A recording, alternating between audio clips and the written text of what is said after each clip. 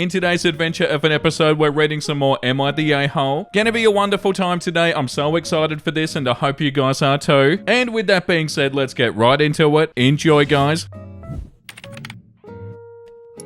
Am I the a-hole for telling my friend's dad that my mum returned everything he got me for store credit for herself? So last year, my mum married Mark and we moved to a new state. We have a 3-bedroom house. My mum and Mark have one room. Mark's daughter Lily, 10, has her own room. And I, 13 female, share one with my brothers, 16, 18, and 22. Mark doesn't want my mum to work, but he also doesn't give her money for us because that's our dad's job, so I was kinda on my own to get anything I needed. A guy at my school noticed that I don't have a lunch most of the time, so he started bringing extra food for me. And then I started going to his house after school. They've been really nice to me. They take me out with them and they got me a pair of shoes because mine were too small. They went all out for me for Christmas. I got 2 pairs of boots and another 2 pairs of shoes, 6 pairs of jeans, 4 leggings, like 20 shirts, 2 jackets, a raincoat, rain boots, umbrella, a new backpack and water bottle, and even some hair stuff and some makeup. They also got me glasses, but that wasn't really a Christmas present. My mum took everything back for store credit and she used it to get herself stuff. Oh my god, what? My friend's dad picked me up the day after Christmas to take me to camp. He signed me and my friend up for cooking camp during winter break, and I told him what happened. He called CPS and they came to camp to talk to me a couple of days later, and then they came to the house and now I'm staying with my friend and his dad. He reordered everything he got me, plus he had me go into Target and some other stores to get a couple of things until everything gets here. But my mum's really mad that I told him, and she's saying that I got her into a lot of trouble, so I wanted to know if I was wrong for telling him that she returned everything. No,